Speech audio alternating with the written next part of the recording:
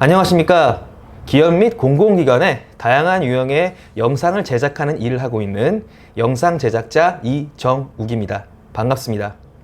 이번 영상의 경우에는 주로 기획과 촬영에 대한 부분을 다루려고 합니다. 여러분들이 영상을 배우겠다고 생각을 하시면 보통은 지난 시간에 다뤘었던 프리미어 프로나 파이널 컷과 같은 프로그램들의 기술을 익히고 그것을 적용하는 것을 먼저 생각하기 쉽습니다. 물론 영상을 만드는 것에 있어서 이러한 기술들은 기본적으로 익혀야 하며 모션 그래픽이나 필터 같은 고급 기술들을 활용할 수 있다면 더 폭넓게 영상을 만들 수 있는 것이 사실입니다. 하지만 이러한 기술들이 기술만으로 존재할 수 있을까요? 예를 들어서 간단한 모션 그래픽을 영상에 적용한다고 해봅시다. 어떤 그림 파일을 왼쪽에서 오른쪽으로 움직이는 모습을 보여주는 효과를 넣는 것인데요. 우선순위가 되어야 하는 것은 이 모션 그래픽을 쓸 수 있느냐 혹은 잘 쓸 수 있느냐가 아닙니다. 정말 우선순위가 되어야 하는 것은 이 기술을 왜 써야 하는가에 대한 문제입니다. 제작하고 있는 영상이 가지고 있는 목적이 있을 것이고 그 목적과 맞게 스토리라인을 구성해서 영상을 만들고 있는데 그것과 상관없는 효과만 잔뜩 들어있는 영상이라면 그것은 좋은 영상이 아니라 난잡한 영상이 되게 되는 것입니다. 그래서 좋은 영상을 만들기 위해서는 우선 기획에 대해 먼저 짚고 넘어가는 것이 중요한 것입니다. 다음 페이지로 넘어가 보겠습니다. 영상 만들기 전 아이디어 기획법 5가지라고 써 있는데요. 과연 좋은 영상을 만들기 위한 아이디어를 내기 위해서는 어떤 방법이 있는지 알아보겠습니다. 첫 번째는 호기심을 자극시키자입니다. 자, 여러분들 지금 이 강좌를 왜 듣고 계신가요? 물론 순수하게 영상 제작자가 되려는 분들이 있을 수도 있습니다. 하지만 이 강좌를 듣고 계시는 분들의 상당수는 크리에이터, 즉 영상을 통해 무언가를 창작하는 일을 하고 싶어 하시는 분들이십니다. 그렇다면 우선 대중의 호기심을 자극할 수 있는 컨텐츠가 무엇인지를 알아봐야 합니다. 크리에이터에 관심이 있는 분이시라면 지금 이 페이지에 보이는 진용진 크리에이터를 알고 계실 것입니다. 저도 굉장히 흥미롭게 보고 있는 유튜버이고요. 현재는 이러한 호기심을 자극하는 컨텐츠보다는 단편 영화와 같은 기획 영상에 좀 더 집중을 하고 있다고 생각되는 유튜버입니다. 어쨌든 이 진용진 채널이 떴었던 이유는 대중이 궁금해할 만한 사안을 잘 찾았다는 것 혹은 호기심이 갈 수 있도록 잘 기획했다는 것에 있습니다.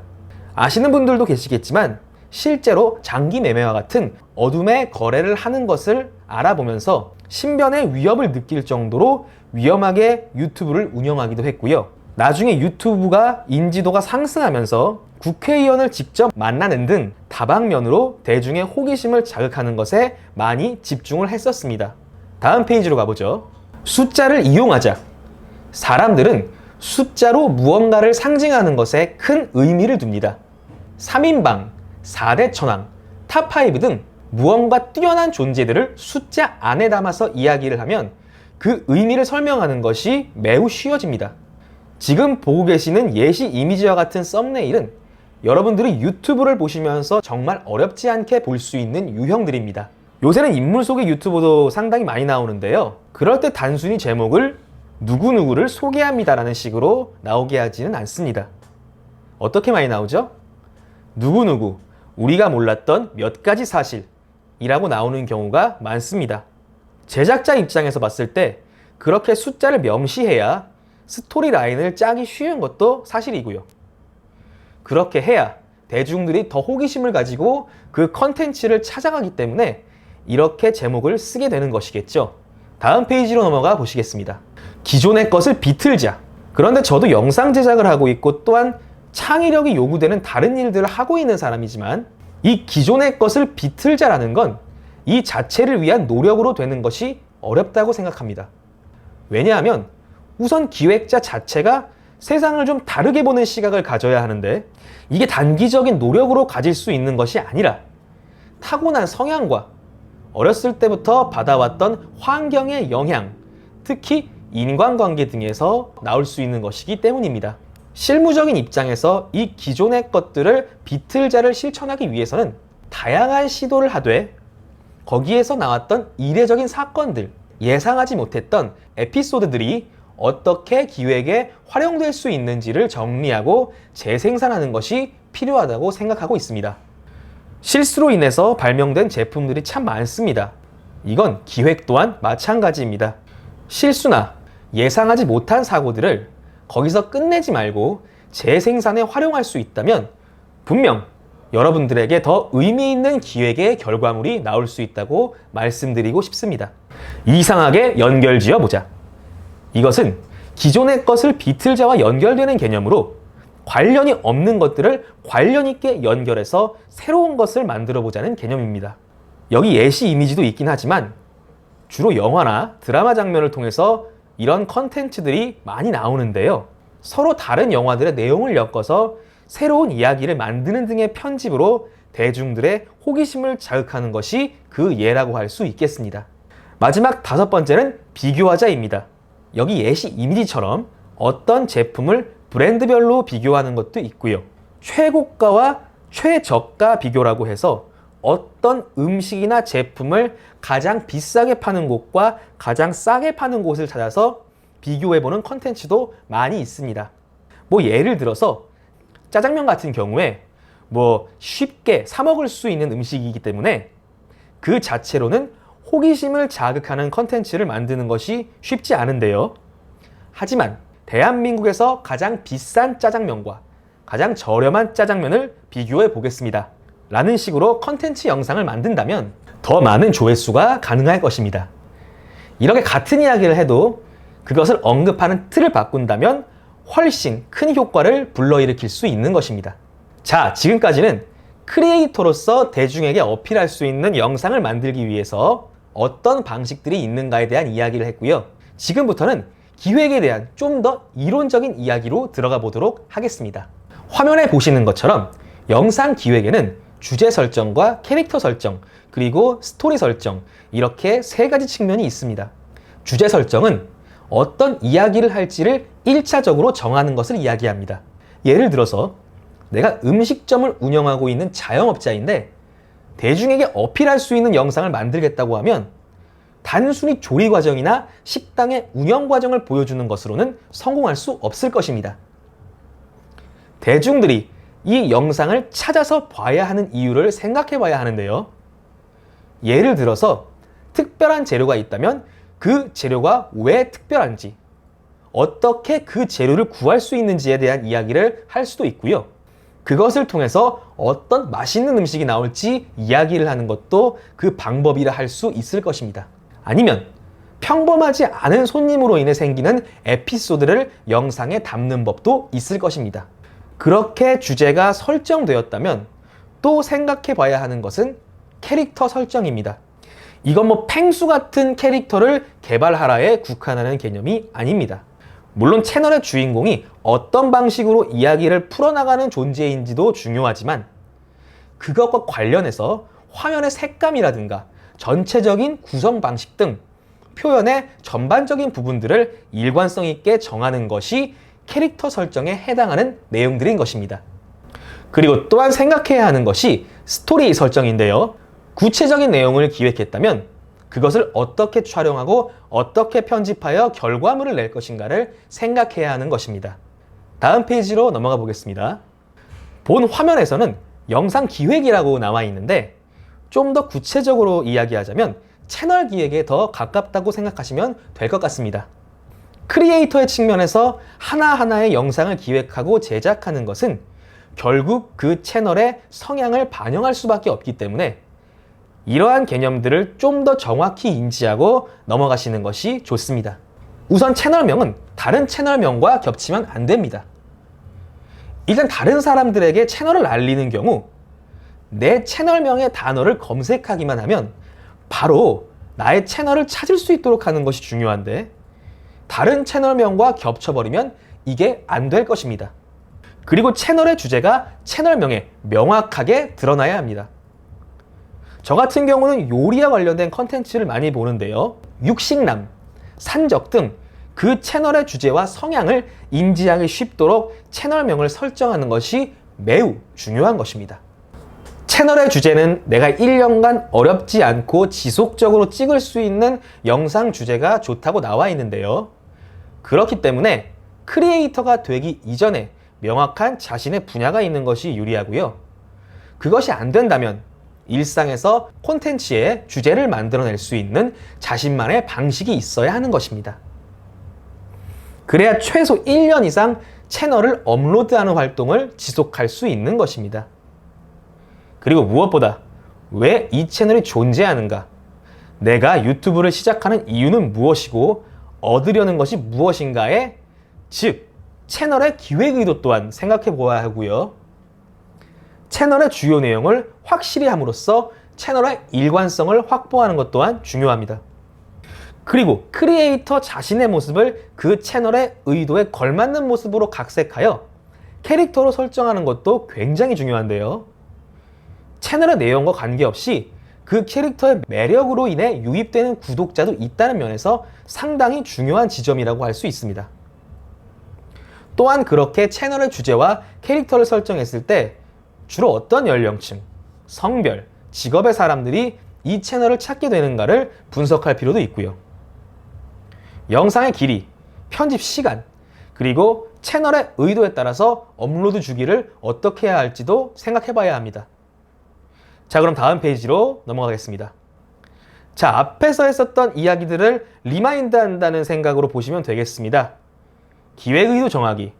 어떠한 영상 기획 의도를 가지고 출발하려는 것인지 정한다.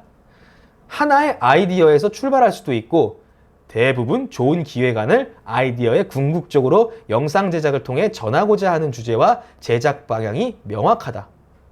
기획 의도가 구체적이어서 영상 제작까지 그 과정에 명확하게 진행될 수 있게 하는 것이 중요하다는 이야기입니다. 주제 선정하기. 영상의 주제는 우리가 기획하는 영상의 존재 이유이기도 한다. 영상물의 존재 이유를 명확히 할 수 있는 주제를 선정하는 작업도 굉장히 중요하다. 앞에서 이야기한 기획 의도와 일맥상통하는 부분이라고 할 수 있습니다. 그저 만들기만 하는 것이 아니라 왜 만드는지에 대해 끊임없이 생각하고 연구하라는 내용의 페이지입니다. 제목 정하기. 제작자라면 프로그램 제목을 정해야 한다. 제목 또한 중요한 과정의 마무리 단계이다. 좋은 제목이란 무엇일까요? 개인적으로 생각하는 좋은 제목이란 사람들에게 기억하기 쉽고 함축적인 뜻을 내포하며 프로그램과 유튜브 영상의 성격을 알 수 있고 기획 의도에 맞춘 제목입니다. 제목을 정하는 것이 참 간단한 일인 것 같지만 정말 생각해야 하는 부분들이 많기 때문에 이거 하나만 가지고도 하루 종일 회의를 하는 일이 다반사입니다. 그만큼 정말 고난도의 함축성이 필요한 부분이라고 할 수 있습니다. 자, 이번에는 좀 더 기술적인 내용으로 들어가 보도록 하겠습니다. 영상 촬영에 대한 부분인데요. 여러분들이 아무리 편집 프로그램을 최고급으로 다룬다고 하더라도 촬영을 통해 원하는 소스를 얻는 것을 하지 못한다면 좋은 영상을 만드는 것이 사실상 어렵다고 할 수 있습니다. 이번에는 영상 촬영에 대한 이야기를 한번 진행해 보려고 합니다. 다음 페이지로 넘어가 보겠습니다. 요즘에는 스마트폰 카메라도 꽤 준수한 퀄리티로 촬영하는 것이 가능해서 상황에 따라서는 스마트폰으로 콘텐츠를 우선 제작하시는 분들도 많이 있는데요. 하지만 어느 정도 전문적인 영역으로 들어간다면 카메라에 대한 투자를 하지 않을 수 없습니다. 우선 이 그림들에 명시된 장단점들에 대해서 설명해 보도록 하겠습니다. 우선 스마트폰입니다. 장점, 휴대성과 기동성이 용이. 이건 너무나 당연한 이야기고요. 최신 기기에서는 8K 고화질 지원. 영상을 조금 하신 분들이시라면 풀 HD다, 4K다, 8K다 등의 이야기를 들어보셨을 건데요. 사실 영상을 촬영해서 납품하는 일에도 8K를 잘 쓰진 않습니다. 주로 4K, 4K로 촬영을 해서 편집을 하는데요. 그냥 대략적으로 설명을 하자면 보통 통용되는 영상의 경우에는 가로가 1920픽셀, 세로가 1080픽셀로 된 사이즈라고 보시면 됩니다. 보셨을 수도 있는 1080p, 1080i가 여기서 나온 단어인데요. 4K의 경우에는 이걸 가로 세로 2개씩 해서 총 4개의 사이즈라고 할 수 있고 8K는 4개씩 해서 총 16개의 사이즈라고 할 수 있습니다.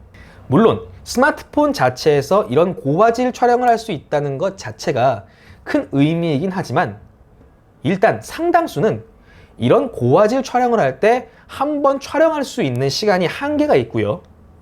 무엇보다 용량에 대한 문제도 무시할 수 없습니다. 그래서 현실적으로 스마트폰으로 고화질 촬영을 하는 것은 그렇게 안정적이지는 않다고 할 수 있고요. 단점으로는 섬세한 조리개 조절이 불가, 과한 줌인 시 화질 저하의 문제 등 아무래도 렌즈의 사이즈를 늘릴 수가 없기 때문에 같은 설정이라고 하더라도 결과물에 차이가 있을 수밖에 없습니다. 이러한 차이는 맑은 날 야외에서는 잘 드러나지 않고요. 어둡거나 빛의 변화가 많아서 촬영이 힘든 환경에서 잘 드러나게 되겠습니다. 그리고 액션캠으로 촬영을 하는 경우가 많은데요. 대표적인 상품으로 고프로를 들 수 있겠습니다. 가볍고 컴팩트한 사이즈로 휴대성이 높고 손떨림을 방지할 수 있지만 배터리가 빨리 닳고 야간 촬영 시 노이즈가 발생할 수 있다고 언급이 되어 있는데요. 이런 액션캠도 4K 등의 고화질 촬영이 가능하지만 아무래도 렌즈 자체가 작기 때문에 원하는 화질 면에서 한계가 있을 수밖에 없고 보통 사용 자체를 사람 몸에 부착하는 식으로 진행하기 때문에 메인 카메라보다는 서브 카메라로 활용되는 경우가 대다수입니다. 그 다음에 언급된 것이 DSL 미러리스고요. 저 또한 이것을 활용해서 영상을 제작하고 납품하는 일을 하고 있습니다. 일단 애초에 촬영을 위해서 만들어진 기계이기 때문에 렌즈 사이즈가 크니까 이미지 그리고 영상 품질이 좋은 건 당연하고요. 렌즈를 갈아 끼울 수가 있는데 이걸 통해서 다양한 연출이 가능합니다. 가까이 있는 물체를 찍는 접사 렌즈, 그리고 멀리 있는 물체를 찍는 망원 렌즈가 있고 이 둘의 장단점을 잘 조합한 여러 응용 렌즈들이 존재합니다. 이런 다양한 렌즈를 통해 아주 높은 퀄리티의 소스를 얻을 수 있는데요. 반면 비싸다는 것, 그리고 영상 촬영을 해야 하는 경우 카메라만 가지고는 무빙 등을 넣기 힘들기 때문에 짐벌과 같은 장비가 추가로 필요할 수 있다는 점 등은 단점으로 지적되고 있습니다. 마지막으로 캠코더가 있는데요. 이것은 영상 촬영에 특화된 제품으로 줌도 굉장히 많이 확보되고요. 오디오에 대한 부분도 기계 자체에서 조절할 수 있는 장점이 있습니다. 하지만 미러리스에 비해서 화질 면에서 아쉽다는 점이 존재합니다. 당연히 어떤 것이 좋다, 어떤 것이 좋지 않다로 단언할 수는 없는 것이고요. 목적에 따라서 어떤 장비를 쓸지 고르시면 될 것입니다. 여기에서는 촬영 보조 장비에 대한 언급이 되어 있고요. 일단 기본적으로 사람 손에 진동이 있기 때문에 여기에 대해 보정할 수 있는 삼각대와 셀카봉, 그리고 영상의 선명도를 높이기 위해 존재하는 조명기기, 그리고 의도한 사운드를 좀 더 섬세하게 얻을 수 있는 마이크 시설 등이 그 예라고 할 수 있습니다. 자, 장비에 대한 이야기는 여기까지고요. 촬영에 대한 이야기를 좀 더 해보는 시간을 가지도록 하겠습니다. 이 페이지에서 언급된 내용을 요약하자면 사용하지 않는 부분을 찍지 말고 좀 더 피사체에 집중된 영상 촬영을 하라고 되어 있는데요. 사실 이게 대원칙인 것은 맞지만 상황에 따라서 넓게 잡아야 하는 경우가 생깁니다. 그런데 지금 이 장면이 넓게 잡아야 하는지 좁게 잡아야 하는지를 촬영 당시에는 판단하기 어렵고 편집 때 판단해야 하는 경우가 있을 수 있습니다. 그래서 촬영을 할 때 4K 이상의 고화질로 촬영을 하는 것인데요. 4K로 찍으면 화면을 늘려도 화질을 확보할 수 있습니다. 4K의 경우 가로 세로가 1080 영상의 2배씩 있기 때문에 화면을 200% 늘려도 1080의 화질을 확보할 수가 있는 것이죠. 그래서 편집의 상황에 따라서 줌을 당길 수도 있고 밀 수도 있는 것입니다. 그런 부분들을 좀 알아두면 되겠고요. 여기 보시면 3분할 선에 맞추면 안정감 있고 전달력 있는 구도를 잡을 수 있다고 나와 있는데 정신없이 촬영을 하다 보면 피사체의 위치가 중앙 혹은 촬영자가 의도한 위치에 있는지 판단하기 어려울 때가 굉장히 많습니다. 그래서 이렇게 분할선을 통해서 위치를 잡으면 더 안정감 있는 촬영이 가능해지는 것이고요. 마지막 2페이지 같은 경우는 공간감을 주는 촬영 기법을 이야기하는 것입니다. 그래서 정면샷의 경우에는 이렇게 양쪽 라인을 통해서 중앙부의 깊이를 강조하는 촬영이 가능하고요. 측면샷의 경우에는 이렇게 대각선을 통해서 공간감을 주는 촬영이 가능하게 되는 것이죠. 그리고 또 한 가지 언급을 하자면 스케치 영상 같은 걸 찍을 때는 한 피사체를 놓고 회전을 하면서 움직이는 등 촬영 자체에 모션을 주어야 좀 더 지루하지 않은 영상 제작이 가능하게 됩니다. 어쨌든 중요한 것은 뷰가 되었든 무빙이 되었든 최대한 공간감을 주는 촬영이 필요하다는 것입니다.